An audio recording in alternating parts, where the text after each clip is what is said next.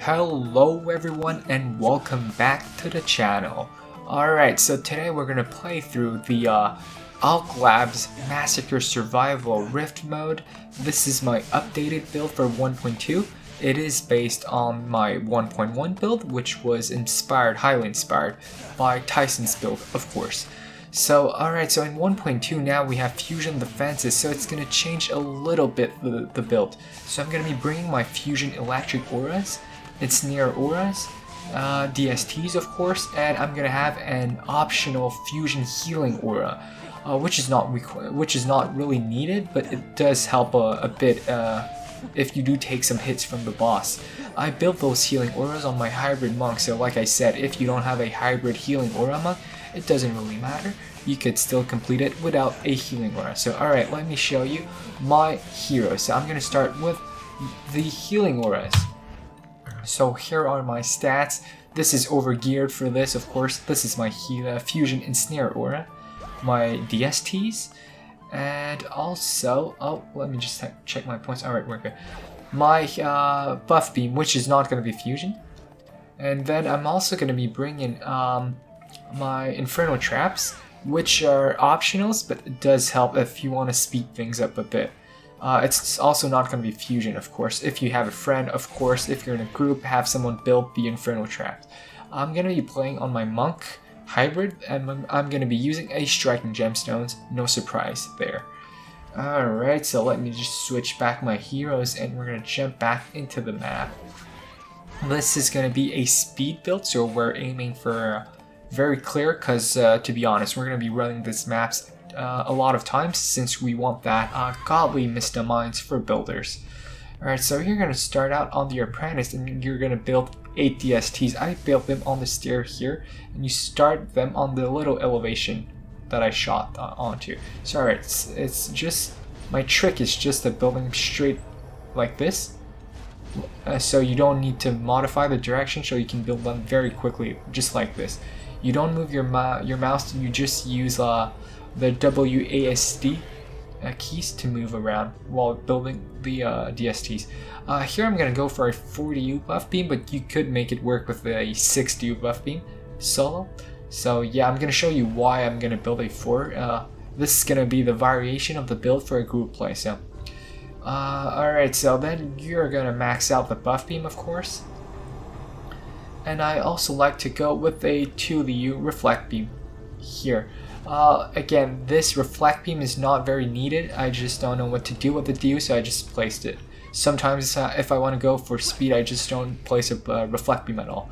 Then we're going to build the aura stack here in front of the crystal as close as possible to the crystal. You'll see why in a couple minutes when we're going to switch to our monk with the striking gemstone. So it was for the upgrades, it's a max upgrade, that electric aura, 2 upgrades on the ensnare, and 4 upgrades on the infernal trap here. And again, it's behind the crystal and as close as possible to the crystal. This is going to make it so it gets into the buff beam. Alright, so if you're in a group play, you can actually place a gas trap with the extra 3DU over here. The reason I like having a gas trap here is because sometimes the boss does not die quick enough and enemies can make it close to their crystal. So yeah, in a group you could go with a gas trap here. If you still want a healing aura, you can sell that reflect beam and place a healing aura. So there we go.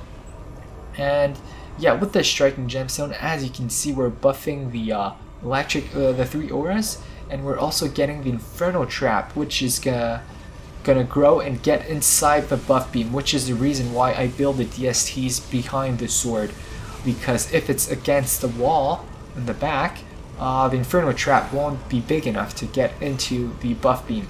So by building them closer to the core, it gives enough space, so it shortens the distance just enough so the infernal trap gets into the buff beam.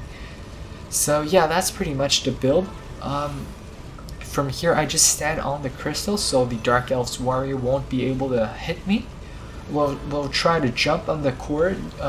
Perhaps 1 or 2 are gonna make it, but usually they don't make it, and even if it makes it, you can probably just shoot at him and he's gonna die, so no issue there. As you can see, the Dark Elf's warrior are kind of stuck at the bottom of the core, so that makes it pretty safe to not play on your squire. So If you're in a group, the one person on the core should probably be a squire, because you'll see that for the boss will not aggro to the hero on the core at the start of the wave. So you're gonna have to stand down on the floor if you're in a group, just in order to get the boss to aggro on the squire.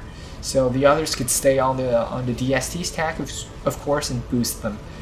So yeah, that's pretty much the build, and it's gonna be pretty straightforward until the boss. So I'll just show you, since this is a speed build, a solo, I don't pick up the mana, I just instantly G after the wave. But if you're in a group, someone, probably a monk, should run around the map and pick up the mana right before it ends. So yeah, you're gonna see once the wave ends, I just press G instantly, so we don't lose any time.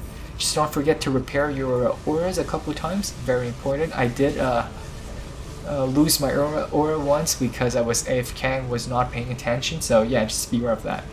Alright, since it's pretty much the same, I'll just jump to the end of the wave. Alright, so I jumped through to the end of wave 25 right before the boss. So yeah, this is pretty boring until this point. You're probably gonna be AFK until the boss, so yeah, you could tower boost towards the end to try to end the wave quicker. But yeah, don't forget to repair your auras once the wave ends, just in case, of course. And then jump onto your tower stack and upgrade them. So usually what I do is 3 upgrades on one row of DSTs and 2 upgrades on the second row. If you do it like this, you'll see you'll probably have some mana left. Just upgrade any DSTs as you can with the remainder of the mana. Prepare to go center and drop a tower boost 2 seconds before the boss appears, just like this. Once the boss appears, you're going to want to shoot those lightning towers over there to stun the boss. Usually you can get them down quicker than I do. So once the boss is stunned, hero boost with your monk and just shoot him until he dies. You should be able to defeat the boss inside 1 cycle of tower boost, just like this. Alright, and if you want to go for speed, have a just open the chest and G up. I like to switch my Huntress to get that Chimera shot weapon.